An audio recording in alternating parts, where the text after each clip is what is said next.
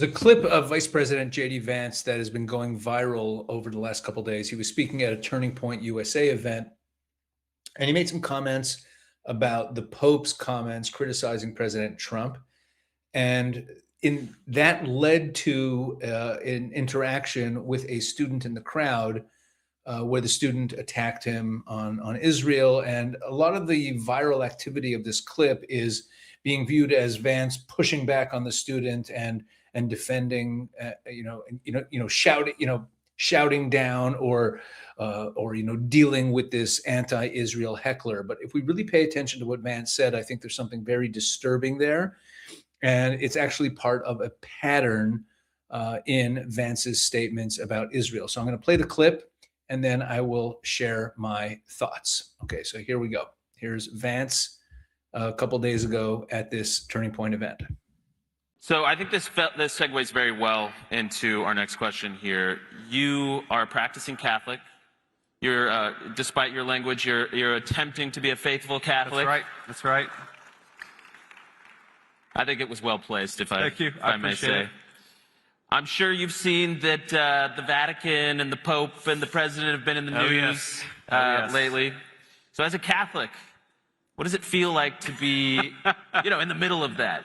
I thought I was going to get easy questions. This is kind of a tough question here. Nope, no easy ones there. So here's the thing about this. So first of all, you will sometimes hear people say, well, the Vatican, the church, whether it's the Protestant church, the Catholic church, they should preach the gospel, they should ignore public policy. I actually don't agree with that. I actually think that it's a good thing when Christian leaders, whether they're Catholic or Protestant, part of preaching the gospel is talking about how the gospel applies to the issues of the day. So I've never been one of these people who say that you should never have, Christian leadership not talking about politics, or frankly, political leaders not talking about their Christian faith. But I do think that we... Let me just make a quick comment. I love this. This I actually am fully in favor of. I say it all the time. Let me just make the point quick. I am also... I don't like it when I hear rabbis or pastors say that I don't want to mix faith and politics. I think it's unserious, and I think it's an avoidance of issues. It's that they're afraid of their flock, or that they're just not realizing the real burden of responsibility that is on leaders, faith leaders. Bottom line, faith, religion is about how we order the world, how we order society, what the world is supposed to look like, and what we're striving for and what we're trying to produce. And so is politics. Politics is also about how we order society. And if we don't mix faith and politics, then we're not, one of those two things we're not taking seriously enough. I actually believe that they have to be blended, especially nowadays when the main battles that we're fighting have such a strong ideological and moral component to them. So I actually like what he just said. We have to remember that, each of us has our own role. I'm the Vice President of the United States. The fundamental way I understand my role is that I'm trying to take the lessons, the moral truths that are rooted in Christianity, and I'm trying to apply them to a whole host of complicated real-world scenarios. Thank you. So my job is to apply moral truth to try to do the best thing for the American people. That's my job, and that's the President of the United States' job, and of course, he's the person who leads our administration. The Pope's job is to preach the gospel, okay? And again, I think that sometimes in the context, it doesn't bother me, even when I disagree with him. And I have a lot of respect for the Pope. I like him. I admire him. I've gotten to know him a little bit. It doesn't bother me when he speaks on issues of the day, frankly, even when I disagree with how he's applying a particular principle. So the most obvious example is, it has frustrated me that some of the Catholic clergy have attacked mercilessly the Trump administration on immigration. It is a constant idea that somehow everything that the Trump administration does when it comes to securing our borders is inhumane. And my constant response to that is, how is it humane to allow drug traffickers and sex traffickers to bring little kids across the southern border? Amen. How is that humane?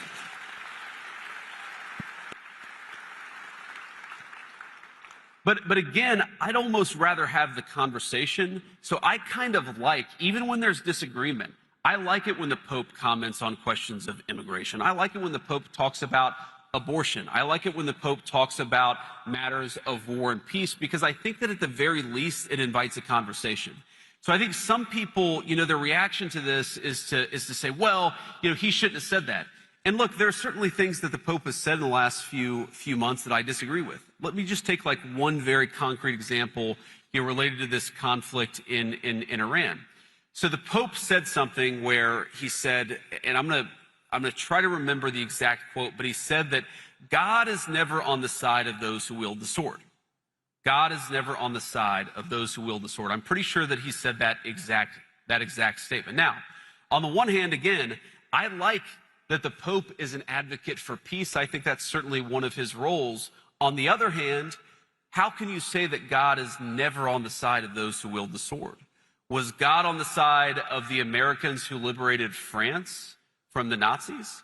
Was God on the side of the Americans who liberated Holocaust camps and liberated those innocent people from, those who had survived the Holocaust? I certainly think the answer is yes, and I agree. Jesus Christ does not. I agree. Jesus Christ certainly does not support genocide. Whoever yelled that out from the dark, he certainly does not. I think that's pretty easy. I think that's a pretty easy principle. Okay, so here's a guy. Let me just say this. This is a guy. No. First of all, random dude who's shouting. Can I finish my point and then I'll respond to what you just shouted? Is that okay? Okay, great. Yeah, can we give him 1 second to answer this? So let me just finish this question on the Pope, and then I want to respond to what this guy said. So, number one, when the Pope says that God is never on the side of those who wield the sword, there is more than a 1,000-year tradition of just war theory. Okay? Now, we can, of course, have disagreements about whether this or that conflict is just, but I think that it's important, in the same way that it's important for the Vice President of the United States to be careful when I talk about matters of public policy, I think it's very, very important for the Pope to be careful when he talks about matters of theology. And I think that one of these issues here is that there has been, again, hey, random dude screaming, I told you I'd respond to your point. I just want to respond to this question first. But I think one of the issues here is that if you're going to opine on matters of theology, you've got to be careful. You've got to make sure it's anchored in the truth. And that's one of the things that I try to do. And it's certainly something I would expect from the clergy, whether they're Catholic or Protestant. Now, okay, before we get to his response to this random dude, I just want to draw your attention to Israel 365 Action, the organization that I lead. And I want you to go to Israel365action.com, just Israel365action.com, and sign up, put your name, first name, last name, email, and then you will get our weekly newsletter, which will keep you up to date on everything that's going on, a lot of key information you need to defend Israel and to know, to know what the truth is as well, give you, it'll equip you to fight on behalf of Israel, let you know what's on the table. The three main focus areas of Israel 365 Action is Jews and Christians together, fighting for Israel's sovereignty over the entire land of Israel, fighting misinformation about Israel, and defending Judeo-Christian Western civilization, raising the alarm about the persecution of Christians and of the rise of Sharia and all those issues that Jews and Christians share. This really is the perfect video to talk about this, because Israel 365 Action, while it's about defending Israel, it's really about defending Judeo-Christian Western civilization. Even Judea and Samaria issue, that's a biblical issue. That land belongs to the nation of Israel based on the Bible that Jews and Christians hold dear. So please go to Israel 365 Action. That'll really connect you to all the work that I'm doing, all the work that we're doing at Israel 365 Action. And it'll keep you in the loop about great webinars and all my media appearances and everything and all the rest of that. Now, I just, while we're paused here, before we get, he's about to pivot to the issue of, he's about to pivot back to the issue of Israel, right? He's about to respond to that kid who was raising the issue of Israel's committing a genocide in Gaza. Okay. But first, let's just, while we're paused, let's just deal with this with this Pope issue very briefly. I made a whole video about Trump and the Pope. You might want to check it out on this channel. It was a couple days ago. But also for people who aren't Catholic, my fellow Jews and other people in the audience who kind of like scratch their heads at, wait a second, don't Catholics believe that the Pope is infallible? How can you be like, oh, it's okay if we disagree with the Pope? It's a misunderstood concept. Papal infallibility is very specific and limited in Catholic doctrine. It's often misunderstood as meaning that the Pope can't be wrong about anything, but it's actually very narrow. The papal infallibility only applies when the Pope speaks what's called ex cathedra, which means from the chair, meaning that he's formally defining a doctrine concerning faith or morals, or explicitly invoking his full apostolic authority, binding the entire church to that teaching. It does not cover the Pope's personal opinions or his statements in interviews, scientific or historical claims, political judgments, which is the case here, or casual homilies or off-the-cuff remarks. It also doesn't cover his personal behavior or moral conduct. So he's not infallible. He can sin. He can make mistakes like everyone else. So just to clear that up, okay, just in case you're shaking your head at the Catholics who believe in papal infallibility and wondering how J.D. Vance as a Catholic can disagree with the Pope. He can totally disagree with the Pope. Okay, so let's get back to this clip now. Now here's the Israel part. To respond to this guy here, he said, I believe he said the administration supports a genocide in Gaza. And here's my response to that. When we came in, the humanitarian situation in Gaza was an absolute catastrophe. You know who's the person who got a peace agreement in Gaza? Donald J. Trump. So if you want to complain about what happened in Gaza,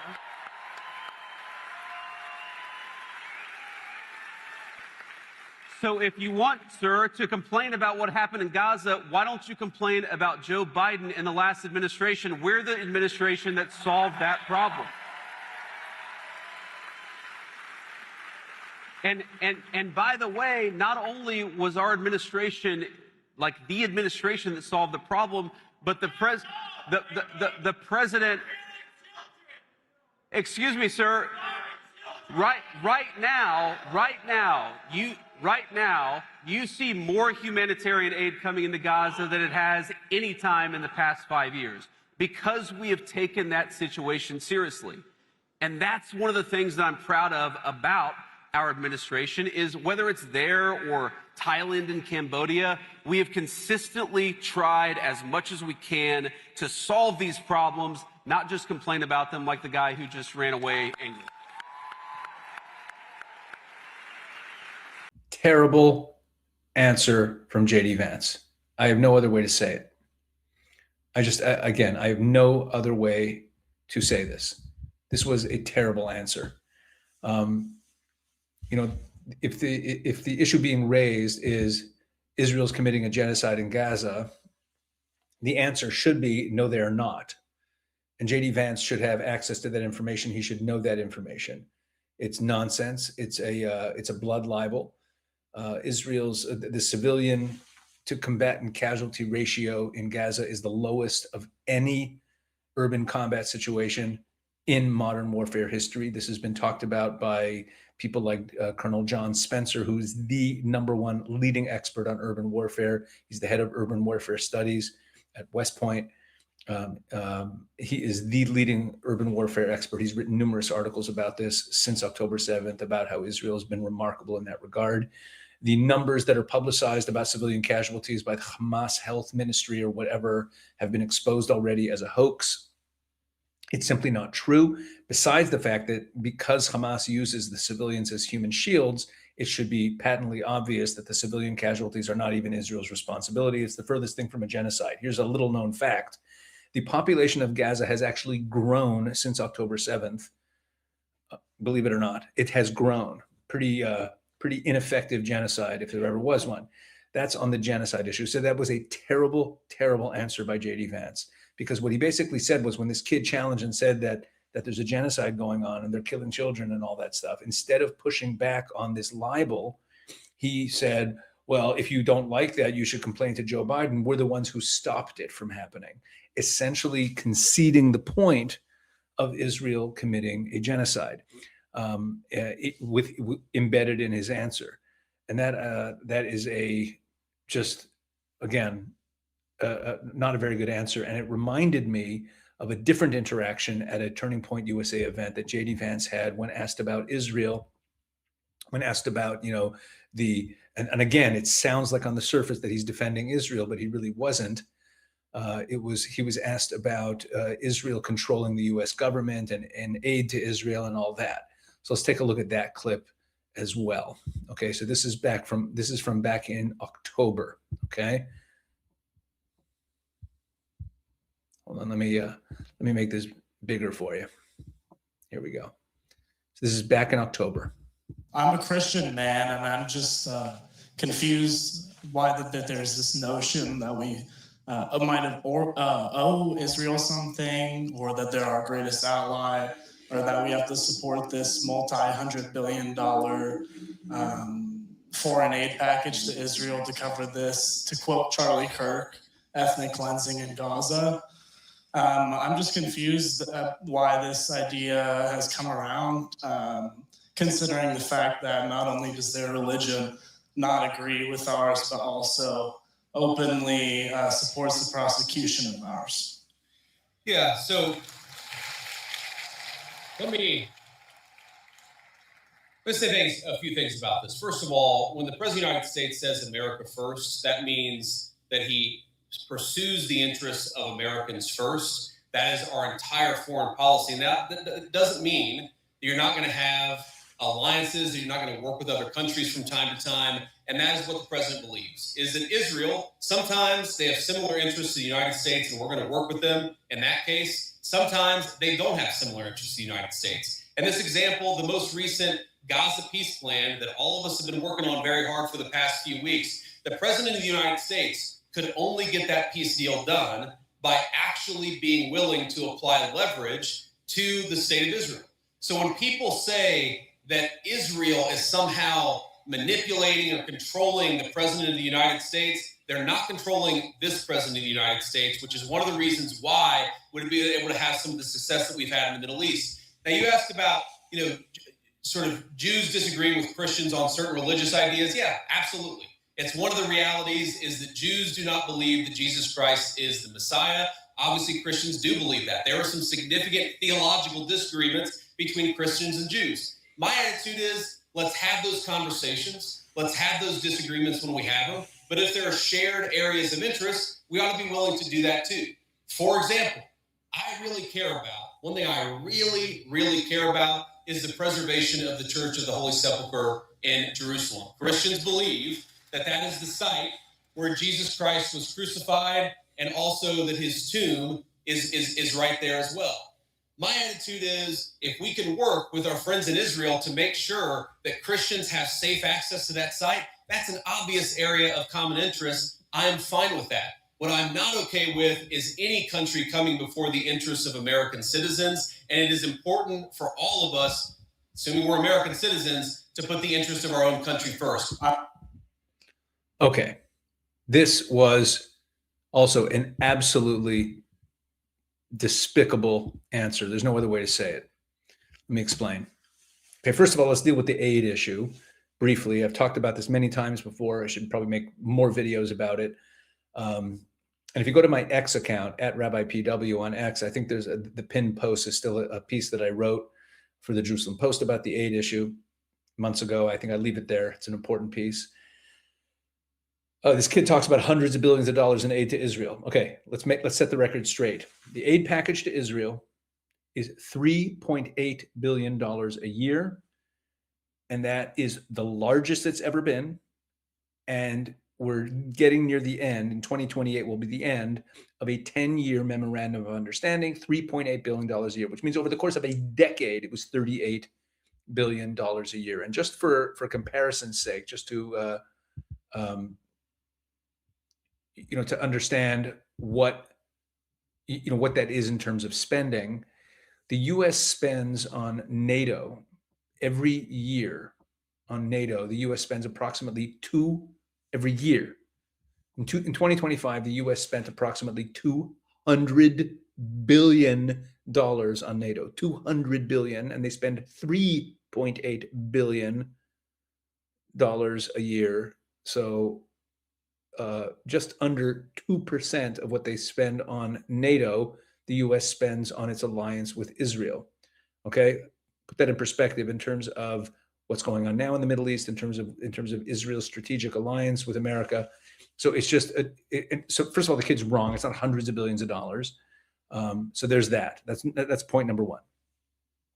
Point number two was when Vance said, people claim that Israel controls the U.S. president. Well, he doesn't. Well, they don't control this U.S. president. That was a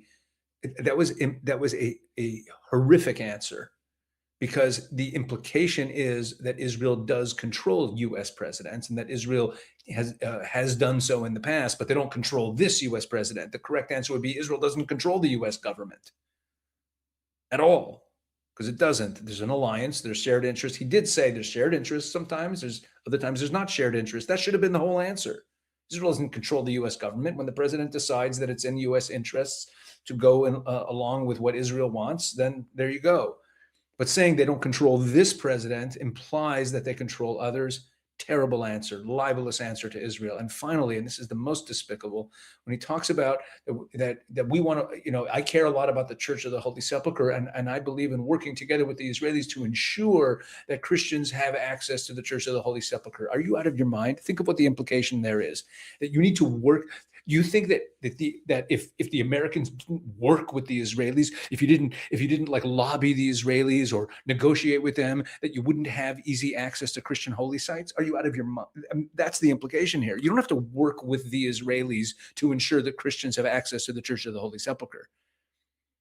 Israel makes sure that religious sites of other religions are open and freely accessed and are well maintained and taken care of and protected. Israel protects Christian holy sites, not because of some accommodation with the Americans and because you've worked with us. So the implications of all of this in Vance, and going back to the first quote, the first clip that I played from just a couple of days ago, about the genocide in Gaza, this is very disturbing. It's also very disturbing to listen to these kids. We've talked about this. There's a video that we just uploaded yesterday recently, depending on when this one comes out. It was a video we just uploaded, which had a piece of a focus group of young Gen Z Christians, some who are Zionists and some who are anti-Zionist. And you hear it there again. You hear it all over the place. This charge against Israel of committing genocide in Gaza has really taken root, even on the American right, and it's terrible. I mean, it's really a huge propaganda success by Israel's enemies. And to see J.D. Vance not pushing back on that was very disappointing.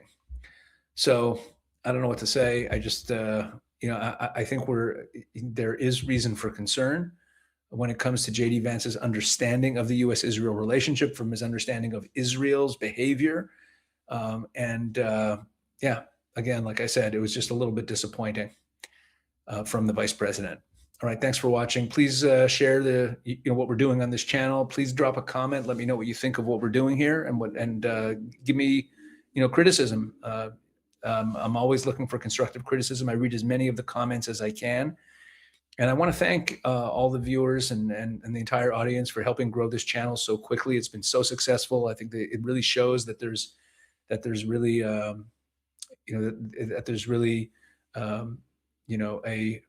an appetite for what I'm doing on this channel, and it really gives me a lot of encouragement. So God bless you.